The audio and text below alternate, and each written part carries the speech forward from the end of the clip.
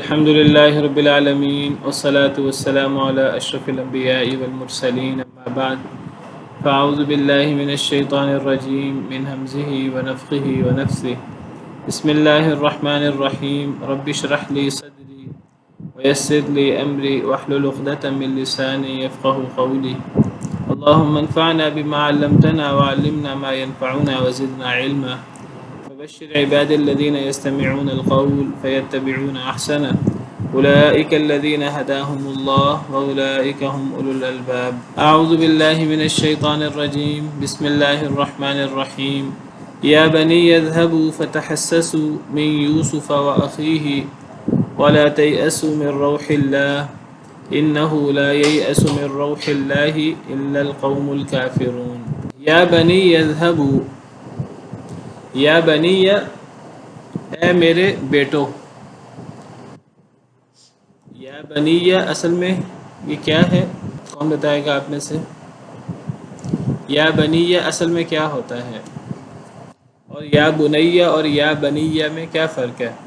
پہلے ایک دو دفعہ وضاحت کی ہے میں نے. واحد اور جمع کا فرق ہے.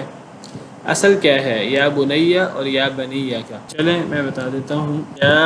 یا بنیہ یا بنیہ یہ میں نے عام اس میں عثمانی تو اس طرح نہیں ہے، اس میں الف نہیں ہے. یا بنیہ تو جو یا بنیہ ہے یہ اصل میں جو بنیہ ہے یہ بنینا اور آگے ہے یا، یعنی یا کا مطلب اے اور بنینا بیٹے. یہ ابن کی جمع بنین، بنون اور بنین. جب یا آ جائے نا اور اس کے بعد جو منادہ ہے وہ مضاف ہو تو وہ پھر منصوب ہوتا ہے. تو بنینا، بنونا رفعی حالت ہوتی ہے، تو بنینا یہ نسبی و جری حالت ہوتی ہے. تو بنینا جیسے یا رسول اللہ ہوتا ہے تو یہ نسبی حالت ہے. تو یا بنینا اور آگے یا میرے، اے میرے بیٹو. اب یہ جو بنینا اور آگے یا ہے تو یہ بنینا، بنونا اور بنینا یہ جمع مذکر سالم ہے. تثنیہ اور جمع مذکر سالم کا قاعدہ یہ ہے کہ اگر وہ مضاف ہو، یہ مضاف ہے یا کی طرف، میرے بیٹو. بنینا مضاف ہے اور یا مضاف الیہ ہے، میرے بیٹو. تثنیہ اور جمع مذکر سالم کا قاعدہ یہ ہے کہ اگر وہ مضاف ہوں تو ان کا نون گر جاتا ہے. یا کے بعد جو نون ہے یہ گر جاتا ہے. جیسے والدینی اور آگے یا آ جائے تو والدینی میں نون گر جاتا ہے، میرے ماں باپ. تو والدیہ وہ بھی اسی طرح ہی ہوتا ہے. تو یہ نون گر گیا. تو باقی اب رہ گیا بنی، یہ بھی یا ہے اور یہ بھی یا ہے، تو دونوں یاؤں پہ شد آ گئی. تو شد آنے کے بعد زبر آ گئی، تو یہ دو یائیں ہیں. تو اصل میں یہ یا بنی ننی آپ کہہ رہے ہیں اس سے یہ بنا ہے یا بنی یا. تو اے میرے بیٹو. اب یہ جو بنیہ ہے یہ کیسے ہے؟ یہ اصل میں ابن بیٹے کو کہتے ہیں. ابن کا اصل ہے بنون، بانون واو. اس کا واو گر جاتا ہے اور پھر شروع میں حمزہ وصلی آ جاتا ہے. یہ اصل میں بیٹے کا اصل یہ ہے. اس سے عربی زبان میں ایک ہوتی ہے تصغیر. تصغیر کیا ہوتی ہے؟ رجل سے رجیل، یہ تصغیر ہے تو اس میں چھوٹے کا معنی پیدا ہوتا ہے. رجل ہے تو رجل سے رجیل، چھوٹا آدمی. کتاب ہے تو کتیب، چھوٹی کتاب. تو اس کو کہتے ہیں تصغیر. اب تصغیر جو ہے، تصغیر کسی چیز کو چھوٹا کرنا، تصغیر عربی زبان میں. تصغیر میں پہلے حرف پر فا کلمے پر پیش آ جاتی ہے، اور عین کلمے پر زبر آ جاتی ہے اور آگے یا آ جاتی ہے. تصغیر کے معنوں میں ایک معنی تو یہ ہے کہ کسی کو یعنی بڑی چیز ہے تو چھوٹی چیز ہے تو چھوٹی کتاب ہے تو کتیب، تو عام کتاب سے چھوٹی کتاب ہے تو کتیب، رجل بڑا آدمی تو رجیل چھوٹا آدمی. تو بعض دفعہ تو ایک بڑی چیز ایک عام چیز ہوتی ہے چھوٹی چیز کے لیے عام معنی میں، بعض دفعہ ایک عام آدمی وہ عام آدمی ہی ہوتا ہے لیکن اس کو حقارت کے لیے رجیل کہہ دیتے ہیں، حقارت پیدا کرنے کے لیے کہ یہ چھوٹا آدمی ہے. اس طرح ہم بھی بعض دفعہ کہہ دیتے ہیں یہ چھوٹے لیول کا چھوٹے درجے کا آدمی ہے، یہ چھوٹی ذہنیت کا آدمی ہے، تو وہ اس سے حقارت پیدا ہوتی ہے. تو تصغیر کا ایک معنی حقارت، اور تصغیر کا ایک مقصد کسی کو پیار سے بلانے کے لیے بھی بعض دفعہ اس میں چھوٹے ہونے کا معنی پیدا کر دیتے ہیں. تو اولاد کو پیار سے بلانا ہو تو چھوٹے بیٹے، تو بیٹے کو چھوٹا کہہ کر پیار مقصود ہوتا ہے. تو اب بن ون سے بنئی ون، یہ اصل میں تصغیر ہے فاعل کے وزن پر، اور پھر اس کے بعد آگے یا ہے، یعنی اے میرے چھوٹے بیٹے. تو اب یہ واو اور یا، تو یہ واو بھی یا بن گئی، تو یہ اصل میں یا کا یا میں ادغام ہو کر تو یہ بنیہ، تو اے میرے پیارے بیٹے. اس کا مطلب یہ واحد بھی ہے اور یہ تصغیر بھی ہے. تصغیر بھی ہے تو یعنی کیا مطلب اس کے اندر یعنی محبت کا معنی ہے یا بنیہ. اور یا بنیہ یہ جمع ہے، اس کے اندر پیارے کا معنی نہیں ہے، یہ عام اے میرے بیٹوں، تصغیر نہیں ہے. واضح ہے؟ تو یا بنی یذہبوا، اے میرے بیٹوں، اذہبوا جاؤ، تم سب جاؤ، فتحسسوا بس تم تلاش کرو، من یوسف یوسف کو، واخیہ اور اس کے بھائی کو بھی. اس کے بھائی سے مراد کون ہے؟ ہاں بنیامین مراد ہے، بنیامین. حضرت یوسف تو ان کا کوئی اتا پتہ نہیں تھا سیدنا یعقوب علیہ السلام کو، اور بھائیوں کو بھی نہیں پتہ تھا، 10 بھائیوں کو. اب بنیامین تو یوسف کے پاس ہی تھے.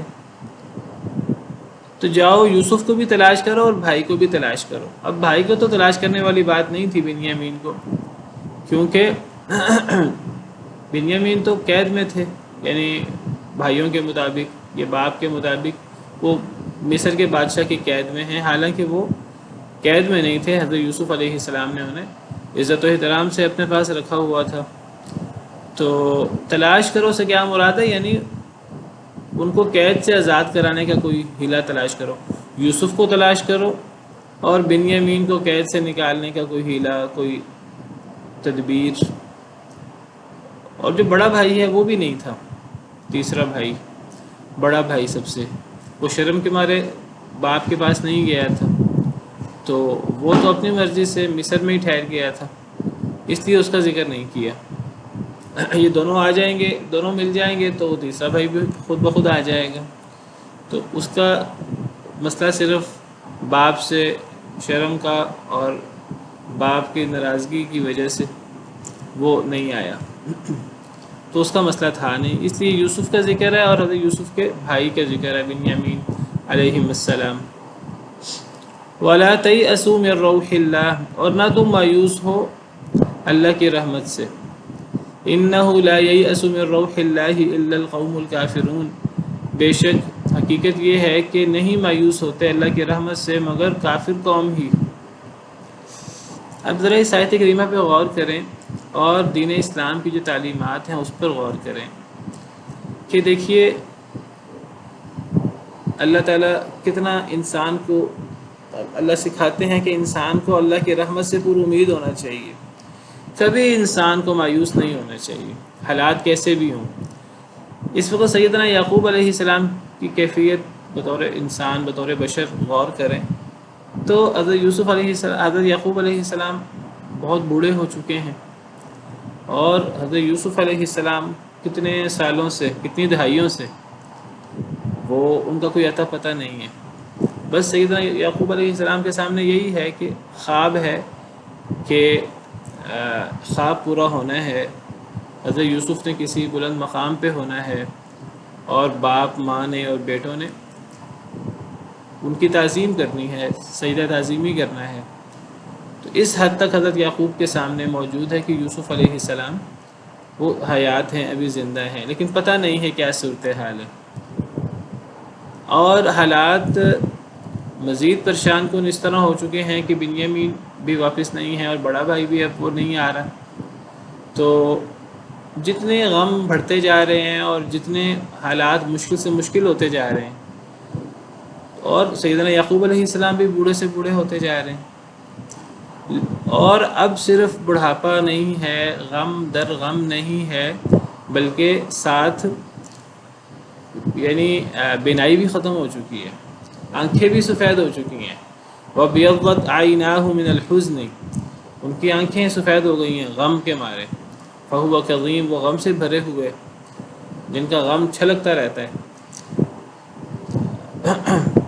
تو یہ مشکل سے مشکل کیفیت ہے، یہ کتنا عرصہ ہے اللہ کو پتہ ہے۔ یہ سیدنا یوسف علیہ السلام کے غائب ہونے سے اب تک کا کتنا عرصہ ہے، تو اللہ کو بہتر پتہ ہے۔ یہ 20-25 سال 30 سال اللہ کو پتہ ہے کتنے سال ہیں یہ، کیونکہ اس میں حضرت یوسف علیہ السلام کا جیل میں رہنا وہ بھی کتنے سال ہے، اور پھر سیدنا یوسف علیہ السلام چھوٹی عمر سے ان کو کنویں میں ڈال دیا گیا تھا، پھر وہ مصر والوں نے انہیں خرید لیا، پھر وہ کتنا عرصہ وہاں رہے۔ تو یہ کتنے سال ہیں، یہ کافی سارے سال ہیں۔ تو میں بات یہ کہہ رہا تھا کہ دیکھیے کہ اب نبی کو اللہ نے سکھایا ہوتا ہے، نبی کا استاد، نبی کو سکھانے والا اللہ ہوتا ہے۔ وَعَلَّمَكَ مَا لَمْ تَكُنْ تَعْلَمْ، اللہ نے آپ کو وہ سکھایا جو آپ نہیں جانتے تھے۔ نبی کی تربیت اللہ کی طرف سے ہوتی ہے۔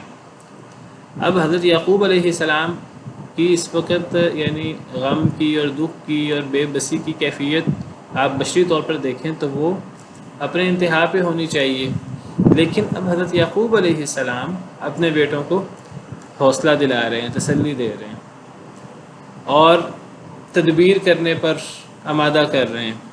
ہاتھ پاؤں مارو، حالات جتنے بھی برے ہو گئے ہیں، اللہ کی رحمت سے ہمیں مایوس نہیں ہونا۔ اللہ کی رحمت سے مایوسی تو کفر ہے، یعنی بجائے اس کے کہ بیٹے سیدنا یعقوب علیہ السلام کو تسلی دیں، سیدنا یعقوب علیہ السلام کی جو کیفیت ہے وہاں سے بڑھاپا جو زیادہ سے زیادہ ہے، اور وہاں سے یعنی اب وہ نابینا بھی ہو چکے ہیں، اور غم کتنے گنا بڑھ چکا ہے۔ لیکن دیکھیے اللہ کے تربیت یافتہ انبیاء ہوتے ہیں، اور اللہ نے انہیں سکھایا ہوتا ہے، اور اللہ کی ان پر نظر کرم ہوتی ہے۔ تو سیدنا یعقوب علیہ السلام اس حالت میں اپنے بیٹوں کو ایک تو نا امیدی کہتے ہیں، نا امید نہیں ہونا ہم نے اللہ کی رحمت سے، کسی صورت میں اللہ کی رحمت سے نا امید نہیں ہونا۔ اور میں نے پچھلے لیکچر میں ذکر بھی کیا تھا کہ ویسے اگر آپ اللہ تعالیٰ کا طریقہ اور اللہ کی سنت دیکھیں، اللہ کا طریقہ یہ ہے کہ جتنی مشکل بڑھتی رہتی ہے تو اتنا انسان کو، ایک مسلمان کو، ایک نیک شخص کو اللہ کی رحمت کی امید بڑھتی جانی چاہیے۔ ہمارے ہاں الٹ ہوتا ہے، مشکل بڑھتی ہے تو انسان کی مایوسی بڑھنا شروع ہو جاتی ہے۔ یہ سکھایا گیا ہے کہ نہیں، جب مشکل زیادہ ہو جائے تو اللہ کی رحمت جلدی آنے کا امکان بڑھ جاتا ہے۔ یہ سورہ بقرہ کی یہ آیت مد نظر رکھیں، بقرہ آیت نمبر 214۔ اللہ فرماتے ہیں جنت میں جانا اتنا آسان نہیں ہے، جنت میں جانے کے لیے بڑی بڑی محنتیں کرنی ہوں گی، بڑی بڑی اللہ کے لیے قربانیاں دینی ہوں گی۔ ام حسبتم ان تدخلوا الجنت، کیا تم خیال کرتے ہو کہ تم جنت میں ایسے ہی چلے جاؤ گے؟ ولما یأتکم مثل الذین خلوا من قبلکم، ابھی تک نہیں آئی تمہارے پاس وہ حالات، وہ مثالیں، وہ آزمائشیں جو تم سے پہلے لوگوں کو آئیں۔ مستہم البأساء والضراء، چھوا انہیں سختی نے اور بیماری نے، وزلزلوا، اور وہ ہلائے گئے، حتی یقول الرسول والذین آمنوا معہ متی نصر اللہ، اتنی آزمائش ہوئی کہ ایمان والے تو ایمان والے، رسول بھی پکار اٹھے کہ اللہ کی مدد کب آئے گی۔ یعنی آزمائشیں انتہا کو پہنچ گئیں، اتنی آزمائشیں ہوئی پچھلے لوگوں کی، تو تم سمجھتے ہو کہ جنت اتنی سستی ہے اور اتنی آسانی سے مل جائے گی؟ جنت میں جانے کے لیے بڑی قربانی دینی پڑتی ہے، ایمان کا مظاہرہ کرنا پڑتا ہے، آزمائشیں برداشت کرنی پڑتی ہیں۔ نبی صلی اللہ علیہ وسلم نے وضاحت فرمائی کہ پچھلی قوموں کو، پچھلے لوگوں کو آروں سے چیر دیا گیا اور لوہے کی کنگھیوں سے ان کے گوشت نوچ لیے گئے، اور یعنی اللہ معاف کرے بدترین تشدد اور جلا دیا گیا، اور اصحاب الخدود کے ساتھ جو معاملہ ہوا، اور ان کا قصور کیا تھا؟ اللہ پر ایمان لانا، اور کوئی قصور نہیں تھا۔ وہ جو جادوگر تھے ان کے ساتھ فرعون نے کیا کیا؟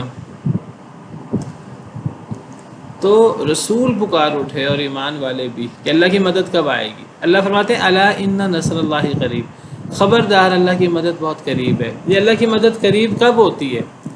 جب حالات مشکل تر ہو جاتے ہیں، جتنے حالات زیادہ مشکل ہو جائیں اتنی اللہ کی مدد زیادہ قریب ہو جاتی۔ بس یہ یعنی مشکل ہوتا ہے بہت، لیکن جتنے حالات مشکل ہوں گے اتنی اللہ کی مدد کا امکان زیادہ ہوگا۔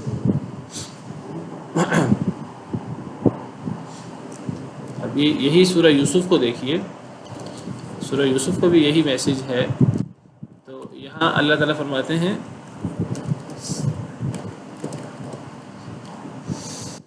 سورہ یوسف آیت نمبر 110، حتی اذا استیأس الرسل وظنوا انہم قد کذبوا جاءہم نصرنا، حتیٰ کہ جب رسول مایوس ہونے لگے، رسول بھی، حالات اتنے مشکل ہو گئے کہ اب رسول اپنی قوم کو تسلی دیتے دیتے دیتے دیتے اب حالات یعنی بالکل اب آخری لیول پہ پہنچ گئے ہیں، اور انہوں نے گمان کیا کہ قوم کے لوگوں نے گمان کیا کہ ان سے جھوٹ بولا گیا، کہ وعدے پورے نہیں ہو رہے، اللہ نے تو وعدہ کیا تھا مدد ہوگی، اور والعاقبۃ للمتقین، انجام متقی لوگوں کا ہوگا۔ اب لوگوں کو برے خیال آنا شروع ہو گئے کہ یہ وعدے کیسے ہیں۔ تو جب حالات آخری لیول پہ پہنچ جاتے ہیں جاءہم نصرنا، تو پھر آ جاتی ہے ان کے پاس ہماری مدد، فنجی من نشاء، پھر اسی کو نجات ملتی ہے جسے ہم چاہتے ہیں۔ تو یعنی جب حالات زیادہ مشکل ہو جائیں اس وقت اللہ کی مدد زیادہ قریب ہوتی ہے۔ بہرحال یہ اب ایمان کی بات ہے، اللہ پہ توکل کی بات ہے۔ عام آدمی کیا کرے گا؟ عام آدمی حالات مشکل ہوتے جائیں گے، وہ مایوس زیادہ ہوتا جائے گا۔ ممکن ہے ایک وقت آئے کہ وہ مایوسی میں جو ہے وہ بالکل ہی مایوس ہو جائے، اور اللہ کی نافرمانی اور اللہ کا شکوہ شکایت اور اس طرف آ جائے۔ لیکن جو ہمیں سکھایا گیا ایمان والوں کو، اللہ پر یقین رکھنے والوں کو، وہ یہی سکھایا گیا۔ اور سکھا کون رہا ہے؟ وہ جو سب سے مشکل حالات میں سیدنا یعقوب علیہ السلام۔ ایک تو اس آیت کریمہ سے ہمیں یہ سبق ملتا ہے کہ کبھی اللہ کی رحمت سے نا امید نہیں ہونا۔ شیطان، اس کا سب سے بڑا مسئلہ یہ کہ وہ، اس کا نام ہی ابلیس ہے، اس کا لقب ابلیس ہے، بہت مایوس ہونے والا۔ اصل میں وہ خود بھی مایوس ہوا اللہ کی رحمت سے۔ دیکھیے اس نے اللہ کی نافرمانی کی، اللہ کی نافرمانی کر کے اگر وہ توبہ کر لیتا تو اللہ تعالیٰ معاف کر دیتے اس کو، لیکن وہ مایوس ہونے کی وجہ سے اس نے توبہ نہیں کی۔ اس کو احساس ہوا کہ مجھ سے غلطی ہو گئی ہے اور میں نے اللہ کی نافرمانی کی ہے، میں نے سجدہ نہیں کیا، لیکن اب وہ اس کو پازیٹیو لے کر وہ اللہ کی رحمت کی امید کرتے ہوئے اگر اللہ سے توبہ کر لیتا تو کیا اللہ معاف نہ کرتے؟ جو توبہ کرے اللہ معاف کرتے ہیں اس کو، لیکن دیکھیے وہ مایوس ہو گیا اللہ کی رحمت سے۔ تو وہ مایوسی میں وہ گناہ در گناہ اور مخالفت در مخالفت، اب وہ اس مخالفت کی انتہا میں پہنچ گیا کہ جہاں سے واپس آنا ممکن نہیں رہتا، مہر لگ جانا، اور تو یہ مایوسی کی وجہ سے ہے۔ تو شیطان کا سب سے بڑا مسئلہ مایوسی، اور شیطان یہی چیز اپنے چیلوں کو اور اپنے ساتھیوں کو، وہ مایوسی ان کے اندر ڈالتا ہے۔ مایوس، تو یہ مایوسی کفر ہے اور شیطان کا حربہ ہے، اور ایک مومن اللہ کی رحمت سے نا امید نہیں ہو سکتا، وہ آخری لیول پہ جا کے بھی اللہ کی رحمت سے نا امید نہیں ہو سکتا۔ ایک تو آیت کریمہ ہمیں یہ سکھاتی ہے اللہ کی رحمت سے نا امیدی کفر ہے۔ دوسری آیت میں فرمایا وَمَن يَقْنَطُ مِن رَحْمَةِ رَبِّهِ إِلَّا الْقَوْمُ الضَّالُّونَ، اللہ کی رحمت سے نا امید تو گمراہ لوگ ہوتے ہیں، سورہ حجر میں۔ اور دوسری جو یہ آیت کریمہ ہمیں سبق دیتی ہے، وہ کیا سبق دیتی ہے؟ تکبر، اصل میں تکبر کی وجہ کیا ہے؟ شیطان نے تکبر کیا، تکبر کی وجہ بھی اصل میں مایوسی اور اللہ کے ہاں اس کا ہلکا پن۔ اصل میں تکبر کیا چیز ہے؟ ہمیں آپ نے جنہوں نے گرامر پڑھی ہے دیکھیے باب تفاعل ہے نا، آپ نے پڑھا ہوگا، اس کی خاصیت کیا ہے باب تفاعل کی؟ باب تفاعل ہے تکبر، کاف با را سے۔ تو باب تفاعل کی خاصیت کیا ہے؟ کون بتائے گا آپ میں سے؟ باب تفاعل کی خاصیت کیا ہوتی ہے؟ گرامر پڑھی ہے آپ نے؟ یعنی اگر ہم کہیں کہ باب تفاعل، ایک بندہ مریض ہوتا ہے، ہم کہ فلاں بندہ متمرز ہے، تو متمرز کا مطلب کیا ہوگا باب تفاعل سے؟ باب تفاعل کے اندر تکلف ہوتا ہے، یہ بات یاد رکھیے، تکلف یعنی ایک چیز نہیں ہے، تکلف کر کے اپنے اندر کہہ رہا میرے اندر یہ چیز ہے، بہانہ لگا کر۔ بعض دفعہ کچھ لوگ بہانہ لگا کر مریض ہوتے نہیں ہیں، جی میں بیمار ہوں، میں آج نہیں آ سکتا، تو ایسے شخص کو متمرز کہتے ہیں کہ جو بیمار ہو نہ لیکن بیمار بننے کی کوشش کرے تکلف سے۔ اسی طرح تکبر جو ہے یہ باب تفاعل ہے۔ باب تفاعل ہے کیا مطلب؟ یعنی تکبر کے اندر، اس کے اندر یہ معنی شامل ہے کہ ایک بندہ بڑا ہے نہیں لیکن وہ بڑا بننے کی کوشش کر رہا ہے، تکبر، اس کو آپ تکبر کہیں یا استکبار کہیں۔ باب استکبار جو ہے تکبر کے لیے قرآن کریم میں ابا واستکبر، باب استفعال بھی استعمال ہوا، تکبر اور استکبار۔ استکبار کے اندر بھی بڑا ہونے کو طلب کرنا، یعنی ایک شخص بڑا ہے نہیں، چھوٹا ہے لیکن وہ بڑا بننے کی کوشش کر رہا ہے۔ تو تکبر وہ شخص کرتا ہے جو سمجھ رہا ہو کہ میری حیثیت لوگوں کی نظروں میں چھوٹی ہو رہی ہے، لوگ مجھے ہلکا لے رہے ہیں، لوگ مجھے حقیر سمجھ رہے ہیں، پھر وہ کیا کرتا ہے؟ پھر وہ ایسے اعمال کرنے کی کوشش کرتا ہے کہ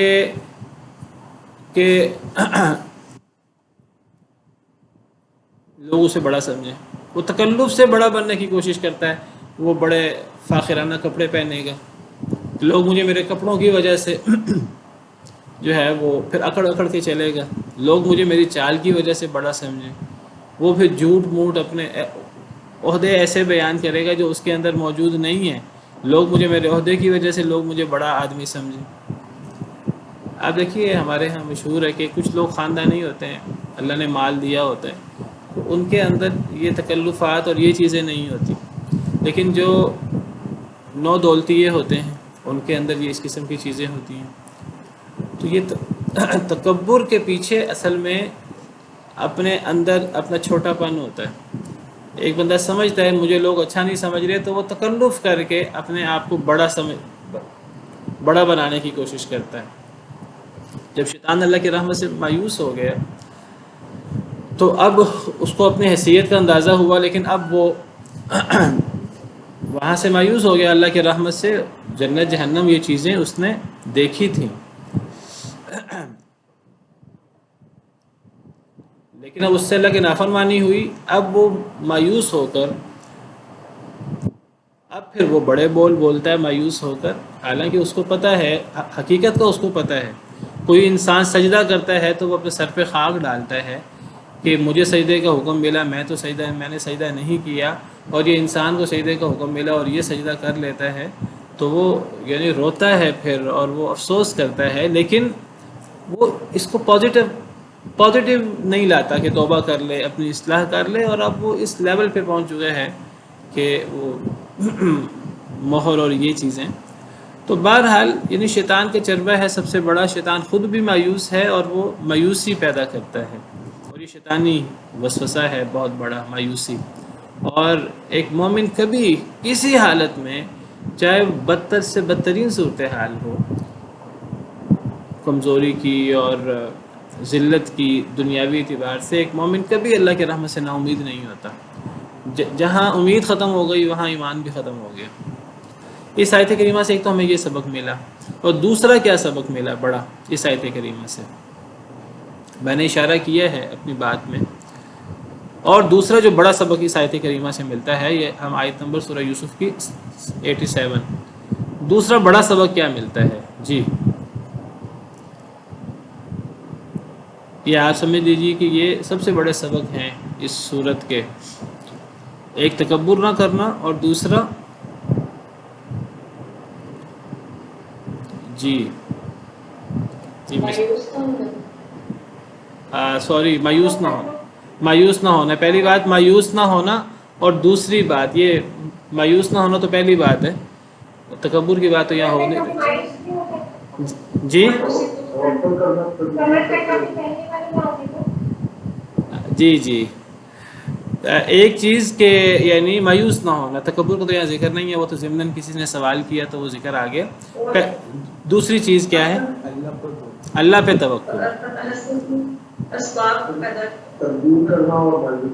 اللہ پہ توکل کا صحیح معنی، دوسری بات اللہ پہ توکل کا صحیح معنی۔ دیکھیے اس صورت میں بار بار ہمیں یہ سبق سکھایا جا رہا ہے، بار بار ہمیں یہ بات سکھائی جا رہی ہے کہ توکل کسے کہتے ہیں۔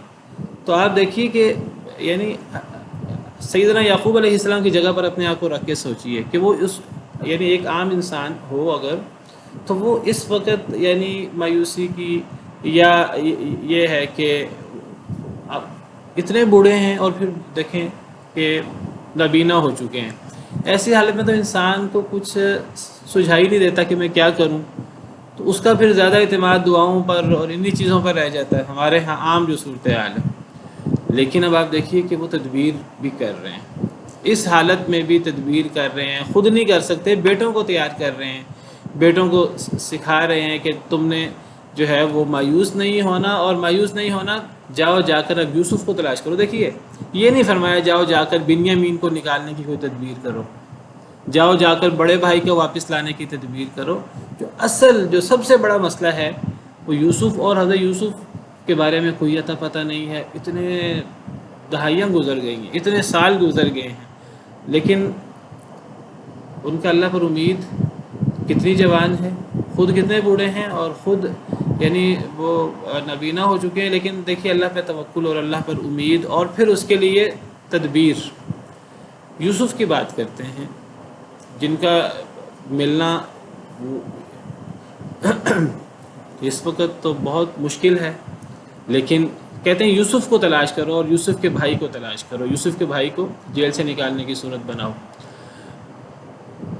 تو تدبیر کرنے کا حکم دے رہے ہیں، گھر بیٹھنے کی بجائے جاؤ، نکلو، جا کر مصر جاؤ، اور مصر جا کر غلہ بھی لاؤ، اور یوسف علیہ السلام کو بھی تلاش کرو، اور بنیامین کو بھی وہاں سے لانے کی اور بڑے بھائی کو بھی لانے کی صورت بناؤ۔ تو تدبیر کرنے کا حکم دے رہے ہیں، اور یہ ہے عین توکل، اصل توکل اس کو کہتے ہیں۔ انسان جو تدبیر کر سکے وہ تدبیر کرے، اور پھر اللہ کی رحمت پہ انسان امید رکھے، پھر اللہ سے دعائیں کرے انسان۔ تو اے میرے بیٹو جاؤ، فتحسسوا، تلاش کرو، تحسس اور تجسس، ہا اور جیم کا فرق ہے، تو ان کا معنی ملتا جلتا ہے۔ جاؤ تلاش کرو یوسف کو، وأخیہ، اور اس کے بھائی کو، ولا تیأسوا من روح اللہ، اور اللہ کی رحمت سے نا امید نہ ہو، انہ لا ییأس من روح اللہ الا القوم الکافرون، حقیقت یہ ہے کہ اللہ کی رحمت سے نا امید صرف کافر قوم ہوتی ہے۔ فلما دخلوا علیہ قالوا یا ایہا العزیز مسنا واہلنا الضر، اب باپ کے حکم کے مطابق بیٹے نکلے ہیں دوبارہ، تیسری مرتبہ اب مصر جا رہے ہیں۔ پہلی مرتبہ غلہ لائے تو یوسف نے فرمایا کہ بنیامین کو لانا ورنہ غلہ نہیں ملے گا، اگلی دفعہ غلہ لینے گئے تو بنیامین وہیں رہ گئے، اب تیسری دفعہ اب غلے کے لیے بھی غلہ بھی کم ہو چکا ہے، قحط سالی کا دور ہے، اور یہ قحط سالی سیدنا یعقوب اور برادران یوسف پر بھی ہے باقی لوگوں کی طرح، اور پھر اب ساتھ انہوں نے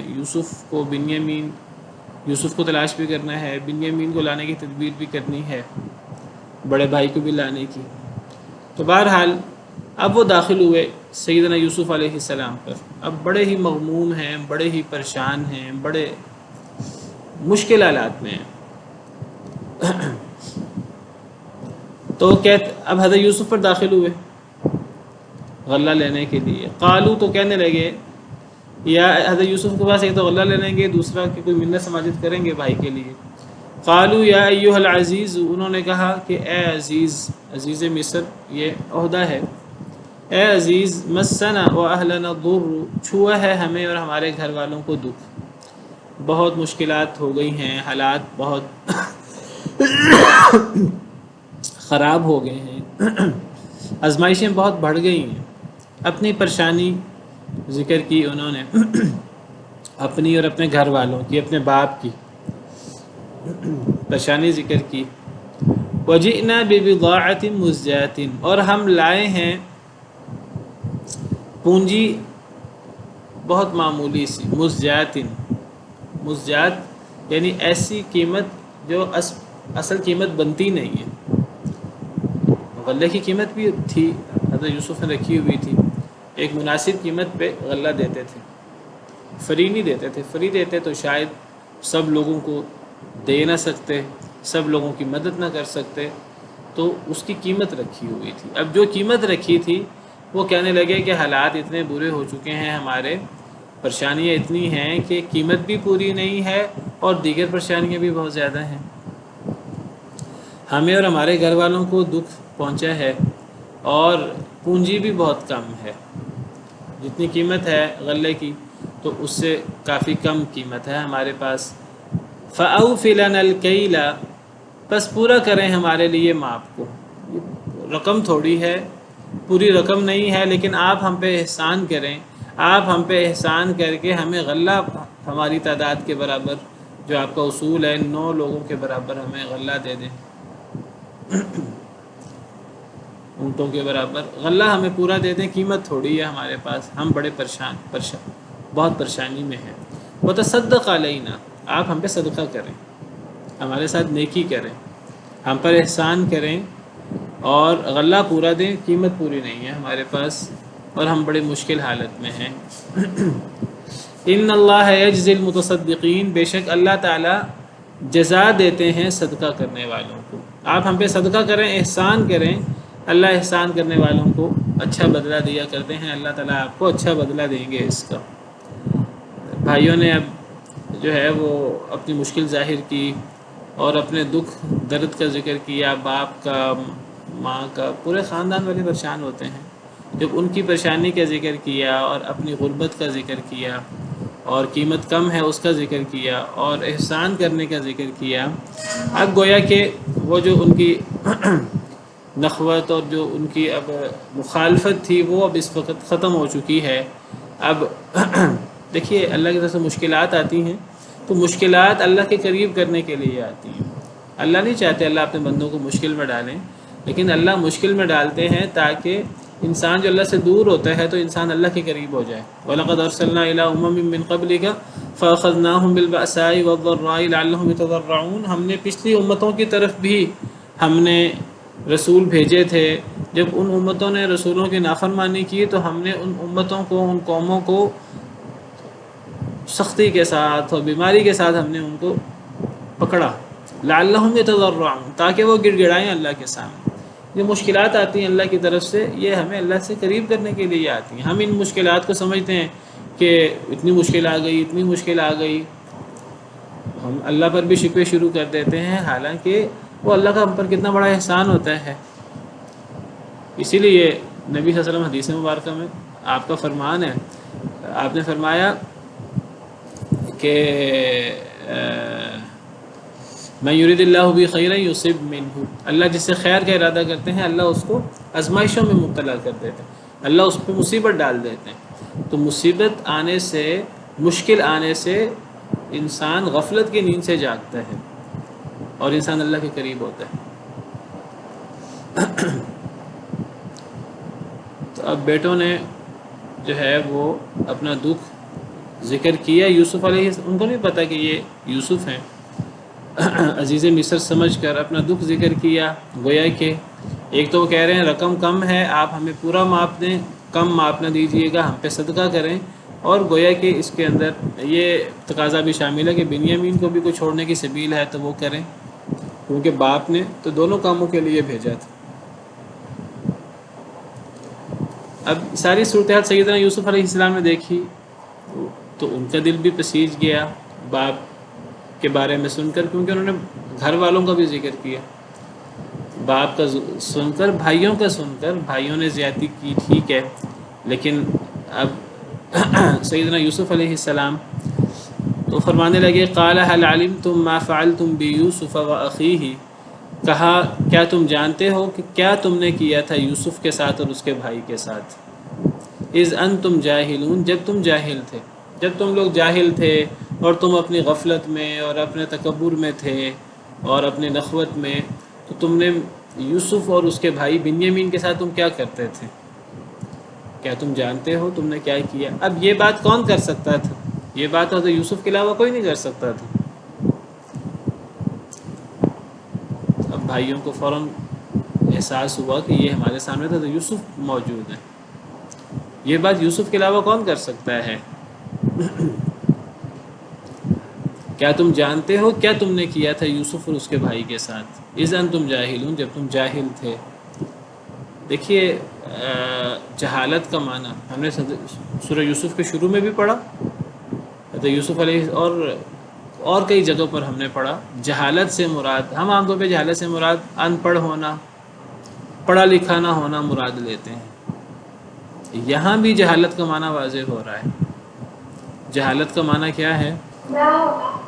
اللہ کی نافرمانی، ایسے کام سرزد ہونا کہ انسان اللہ کا نافرمان ہو جائے اور انسان سے اللہ کی ناراضگی انسان مول لے، یہ جہالت ہے۔ ہم کہتے ہیں کہ ایک بندہ پڑھا لکھا نہیں ہے تو یہ جاہل ہے، اگر ایک بندہ پڑھا لکھا نہیں ہے لیکن وہ جہالت کسے کہتے ہیں؟ اصل میں جاہل وہ ہے جو اپنی عاقبت سے، اپنے انجام سے جاہل ہو کر اللہ کی نافرمانی کیا جا رہا ہے، یہ ہے اصل میں جاہل۔ کوئی بندہ پڑھا لکھا نہیں، کسی کو لکھنا پڑھنا نہیں آتا، تو اس کا نقصان کیا ہوگا؟ اس کا نقصان وقتی اس کو ہوگا اپنے دنیا کے معاملات میں، وہ لکھ پڑھ نہیں سکے گا، لیکن یہ اپنے انجام سے اور اپنی آخرت سے بے خبر ہو کر، جاہل ہو کر انسان الٹا سیدھا سب کچھ کیے جائے، اللہ کی ناراضگی کا کوئی انسان کو خیال نہ ہو، تو اس سے بڑی جہالت کیا ہو سکتی ہے؟ یہ ہے جہالت، اصل جہالت یہ ہے، اور اس جہالت سے بچنے کی کوشش کرنی چاہیے۔ اور یہی جہالت انہ من عمل منکم سوءا بجہالۃ ثم تاب من بعدہ واصلح، جو بندہ برائی کرے جہالت میں، اس برائی کا جو وبال ہے اس سے بے خبر ہو کر اور اس کو اگنور کر کے، جب ایک بندہ گناہ کرتا ہے اور پھر اللہ سے توبہ کرتا ہے تو اللہ معاف کر دیتے ہیں۔ کئی لوگ وہاں جہالت کا معنی نادانی، لا علمی معنی کرتے ہیں، وہاں نادانی اور لا علمی معنی نہیں ہے۔ انما التوبۃ علی اللہ للذین یعملون السوء بجہالۃ ثم یتوبون من قریب فاولئک یتوب اللہ علیہم، اللہ کن لوگوں کی توبہ قبول کرتے ہیں کہ جو جہالت میں گناہ کریں۔ ہر گناہ جہالت میں ہوتا ہے، چاہے وہ جان کر کیا جائے، چاہے وہ غلطی سے کیا جائے، وہ جہالت ہے۔ صرف غلطی کا گناہ اور لا علمی کا گناہ جہالت نہیں ہے۔ بعض لوگ کہتے ہیں جی یہاں جان بوجھ کر گناہ اگر انسان نہ کرے تو توبہ قبول ہو جاتی ہے۔ بھئی کیا مطلب؟ یعنی اگر ایک انسان جان کر گناہ کرے پھر توبہ قبول نہیں ہوگی؟ اگر انسان توبہ کرے توبہ پھر بھی قبول ہو جائے گی۔ انما التوبۃ علی اللہ للذین یعملون السوء بجہالۃ، اللہ توبہ ان لوگوں کی قبول کرتے ہیں کہ جو گناہ کریں جہالت میں۔ جہالت سے مراد نادانی یا لا علمی نہیں ہے، جہالت سے مراد ہے اس گناہ کی جو سزا ہے اللہ کے ہاں، اس کو اگنور کر کے جب انسان گناہ کرتا تو پھر وہ اس کے ذہن سے نکل جاتی ہے چیز۔ تو جب انسان گناہ کرے ثم یتوبون من قریب، پھر جلدی توبہ کر لے، جلدی سے مراد من قریب سے مراد مرنے سے پہلے فاولئک یتوب اللہ علیہم، یہی لوگ ہیں جن پر اللہ رجوع فرماتا ہے۔ تو کیا تم جانتے ہو تم نے کیا کیا یوسف اور اس کے بھائی کے ساتھ، یعنی بنیامین کے ساتھ، جب تم جاہل تھے، جب تم ایسے کام کر رہے تھے، ان کاموں کے وبال سے یہ بھی اس ان کے ان اعمال کا وبال ہے یہ حالات. یہ انسان کو جو مصیبت آتی ہے انسان کے اعمال کی وجہ سے. کچھ لوگوں پر مصیبت آتی ہے ان کے اعمال کی وجہ سے، کچھ لوگوں پر مصیبت آتی ہے درجات بلند کرنے کے لیے. قالوا اِنَّكَ لَأَنْتَ یوسف، وہ کہنے لگے کیا بے شک آپ ہی یوسف ہیں. یعنی یہ بات اب حضرت یوسف کے علاوہ کوئی نہیں کر سکتا تھا. تو وہ لیکن حضرت یوسف اور عزیز مصر، اور یعنی مصر یعنی اس قحط والے دور میں بھی وہاں غلہ موجود ہے اور وہ پوری ارد گرد کے علاقوں کو غلہ دے رہا ہے، اور یعنی اتنا ترقی یافتہ ملک، اور پھر اس ترقی یافتہ ملک میں بھی سب سے بڑے عہدے پر، تو یقین نہیں آ رہا. لیکن اب یہ بات حضرت یوسف ہی کر سکتے ہیں. تو کیا آپ ہی یوسف ہیں؟ قال انا یوسف، فرمایا حضرت یوسف علیہ السلام نے میں یوسف ہوں. وہذا اخی، اور یہ میرا بھائی ہے. بنیامین کو بھی ظاہر کر دیا. بنیامین جیل میں نہیں ہے، وہ میرے پاس عزت و احترام سے میں نے ٹھہرایا ہوا ہے. قد من اللہ علینا، دیکھیے نبیوں کا جو رویہ اور نبیوں کا جو طریقہ ہے، کوئی اپنا فخر، کوئی اپنا غرور، کوئی اپنا صلاحیت نہیں. قد من اللہ علینا، اللہ نے ہم پر احسان کیا ہے. یہ سب سے بڑی چیز ہے. انسان کو مصیبت آئے تو انسان اللہ کی طرف رجوع کرے، اور انسان جو ہے وہ شکوہ شکایت نہ کرے. اور جب انسان پر نعمت اللہ کی ہو تو انسان کبھی بھی یہ نہ کہے کہ یہ میری صلاحیت ہے، میرا کمال ہے، میرا عہدہ ہے. کیسے پتہ لگے گا میرے اعمال کا وبال ہے مصیبت یا مقام بلند ہو رہا ہے؟ دیکھیے ہم یعنی ہمیں کیا، اگر ہم پہ کوئی مصیبت آئے ہمیں اس بحث میں پڑھنا ہی نہیں ہے کہ یہ مصیبت مجھ پر میرے عمل کی وجہ سے آئی ہے، یا یہ مصیبت مجھ پہ میرے درجے بلند کرنے کے لیے آئی ہے. ہم یہی سمجھیں کہ ہم گناہ گار ہیں. وما اصابکم من مصیبت فبما کسبت ایدیکم، تمہیں جو مصیبت آتی ہے وہ تمہارے اعمال کی وجہ سے ہوتی ہے. ہمیں یہی سمجھنا ہے کہ ہمارا نقص ہے، ہماری کوتاہی ہے. انسان جتنا مرضی نیک کیوں نہ ہو جائے، ولی اللہ کیوں نہ ہو جائے، وہ بھی یہی سمجھے مجھ پر مصیبت آئی ہے تو میرے اعمال کی وجہ سے. یعنی یہ تکبر اور یہ جی میں بڑا نیک ہوں، میری نیکی اور میری نماز اور میری قربانی اور میرا صدقہ، یہ میں تو ایک مومن کے اندر ہوتی ہی نہیں ہے.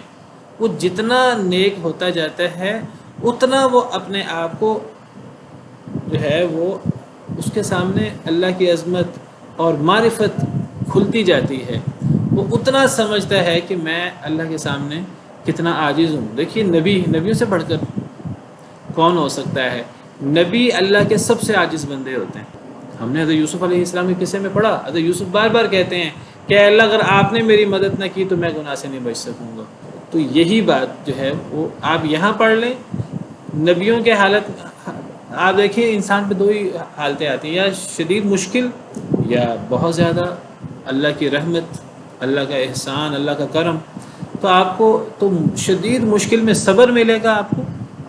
اللہ سیدنا یعقوب علیہ السلام کے، اور شروع میں سیدنا یوسف علیہ السلام بھی ایسے ہی صبر ملے گا، اللہ پہ توکل اور حوصلہ. حضرت ایوب علیہ السلام کا قصہ پڑھ لیجئے، مشکل سے مشکل حالات. حضرت موسیٰ علیہ السلام کے حالات پڑھ لیجئے. اور پھر جب نبیوں پر اللہ کا کرم اور اللہ کا احسان ہوتا ہے تو اس وقت نبی وہ فخر میں، غرور میں مبتلا نہیں ہوتے، بلکہ ان کی عاجزی بڑھ جاتی ہے، ہر چیز کی نسبت اللہ کی طرف کرتے ہیں. یہاں حضرت یوسف علیہ السلام کو دیکھیے، اللہ نے ہم پر بڑے احسان کیے ہیں. حضرت سلیمان علیہ السلام کو، داؤد علیہ السلام کا قصہ پڑھیں تو شکر گزاری، اور یعنی وہ عفریت کہتا ہے کہ میں تخت لے آؤں گا. جس کے پاس کتاب کا علم، عفریت تو کہتا ہے آپ کے اٹھنے سے پہلے پہلے لے آؤں گا، اور جس کے پاس کتاب کا علم ہے وہ کہتا ہے پلک جھپکنے میں لے آؤں گا، اور پلک جھپکنے میں وہ آ بھی جاتا ہے. تو اب تکبر نہیں ہے، فخر نہیں ہے کہ میرے پاس ایسے ایسے لوگ ہیں. اس وقت کہتے ہیں فلما رآہ مستقرا عنده قال هذا من فضل ربی، کہنے لگے کہ یہ میرے رب کا فضل ہے. لیبلونی اشکر ام اکفر، یہ تو اللہ کی آزمائش ہے. یعنی جتنی نعمتیں ہوں، یہ جتنی آزمائشیں ہوں، مشکلات ہوں، هذا من فضل ربی لیبلونی اشکر ام اکفر. اس وقت سیدنا سلیمان علیہ السلام فرماتے ہیں کہ یہ اللہ کی یہ اللہ کا فضل ہے اور یہ اللہ کی آزمائش ہے۔ اللہ دیکھنا چاہتے ہیں کہ میں شکر گزار ہوتا ہوں کہ نہ شکرہ ہوتا ہوں۔ تو یہاں سیدنا یوسف علیہ السلام کو دیکھیے، اللہ پر فوراً اللہ کی بات کرتے ہیں، اللہ نے ہم پر احسان کیا ہے، یہ سارا کا سارا اللہ کا کرم ہے۔ اور انہ من یتقی ویصبر، اور اللہ کا کرم کب ہوتا ہے، اللہ کی طرف سے احسان کب ہوتا ہے؟ بے شک جو تقوی اختیار کرے، اللہ سے ڈرے، ویصبر اور صبر کرے، فإن اللہ لا یضیع اجر المحسنین، تو اللہ کبھی بھی نیکی کرنے والوں کا اجر ضائع نہیں کرتا۔ یہ اللہ کا اصول ہے، جو بھی اللہ سے ڈرے گا اور صبر کرے گا اس کو لازماً اس کا بدلہ ملے گا، دنیا میں بھی اور آخرت میں تو ملے گا ہی ملے گا، دنیا میں ملے گا۔ ہم لوگ ایک دفعہ کہتے ہیں دنیا میں پتہ نہیں ملے کہ نہ ملے، دنیا میں ملتا ہے، لیٹ ہو جائے اللہ کی تقدیر ہے، اللہ کے فیصلے ہیں۔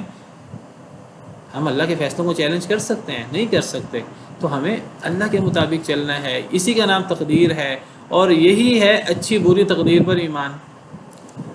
ایک بات یاد رکھیے، تقدیر کبھی بری ہوتی نہیں ہے اللہ کی طرف سے، وہ ہمیں کئی دفعہ بری لگ رہی ہوتی ہے ہمارے حالات کے مطابق، حالانکہ وہ بھی انسان کے حق میں بہتر ہوتا ہے۔ جیسے میں نے ذکر کیا ابھی، ہماری ہر حالت، دیکھیے ہمیں آسانی آئے کس کی طرف سے آئی ہے؟ اللہ رب العالمین کی طرف سے، جو یعنی ماؤں سے بھی بڑھ کر رحم کرنے والا ہے۔ اور جو مصیبت آئے گی وہ کس کی طرف سے آئی؟ وہ اللہ کی طرف سے۔ تو وہ مصیبت ہمارے لیے بری کیسے ہو سکتی ہے؟ اصل میں دیکھنے کا پہلو ہوتا ہے، اسی پہلو کو ہم نے یہی اپنی اصلاح کرنی ہے۔ مصیبت میں صبر کرنا ہے، نعمت میں شکر کرنا ہے۔ مصیبت بھی اللہ کی طرف سے رحمت ہے، اگر ہم صبر کریں، اگر ہم ایمان کا مظاہرہ کریں، اور نعمت بھی، کوئی نعمت ملنا بھی کوئی اللہ کی ناراضگی کی دلیل نہیں ہے۔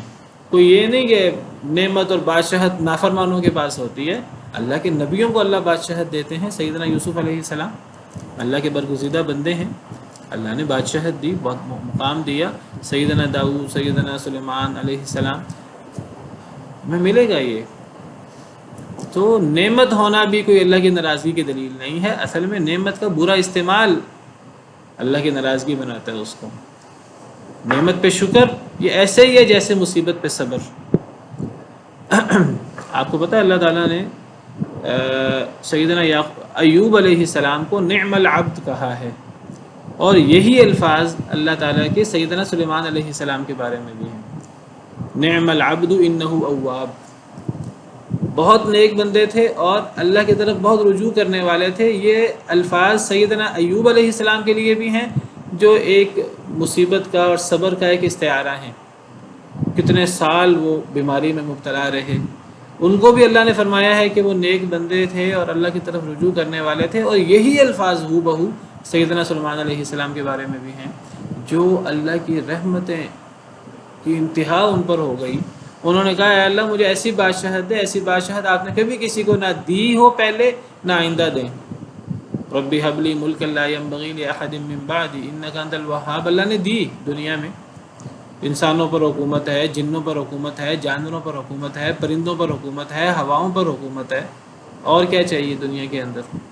پوری دنیا آپ سمجھیے گویا کہ ان کی زیر نگین ہے۔ تو اتنے انعامات کے باوجود اللہ فرماتے ہیں نعم العبد انہ اواب۔ وہی بات جو سیدنا ایوب علیہ السلام کے بارے میں فرمائی، نعم العبد انہ اواب، یہ الفاظ حضرت ایوب کے بارے میں بھی اور حضرت سلیمان کے بارے میں بھی۔ یہ دیکھیے دو ہی جگہ قرآن میں، ایک جگہ سلیمان علیہ السلام کے بارے میں وَوَهَبْنَا لِدَاوُودَ سُلَيْمَانَ نِعْمَ الْعَبْدُ إِنَّهُ أَوَّابٌ، ہم نے داؤد علیہ السلام کو سلیمان عطا کیے بیٹا، بہت نیک بندے تھے سلیمان، انہ اواب، اور اللہ کی طرف رجوع کرنے والے تھے، یعنی حضرت سلیمان علیہ السلام پر بہت زیادہ نعمتیں اللہ تعالیٰ کی۔ اور یہ دیکھیے سورہ صاد آیت نمبر 44، یہی بات سیدنا ایوب علیہ السلام کے بارے میں، وَخُذْ بِيَدِكَ ضِغْثًا فَاضْرِب بِهِ وَلَا تَحْنَثْ، گٹھا پکڑیں اور ماریں اور قسم نہ توڑیں۔ کئی دفعہ بات ہو گئی ہے کہ حضرت ایوب علیہ السلام نے قسم اٹھائی تھی کہ بیوی کو بیماری میں کوئی ایسی بات ہو گئی بیوی سے، تو قسم کھا لی کہ میں 100 کوڑے لگاؤں گا، تو اللہ نے اس کا ہیلا بتایا، جائز ہیلا جائز ہوتا ہے۔ تو انا وجدناہ صابرا، ہم نے انہیں صابر پایا، اللہ فرماتے ہیں اپنے بندے ایوب کے بارے میں، اور پھر فرماتے ہیں نعم العبد انہ اواب۔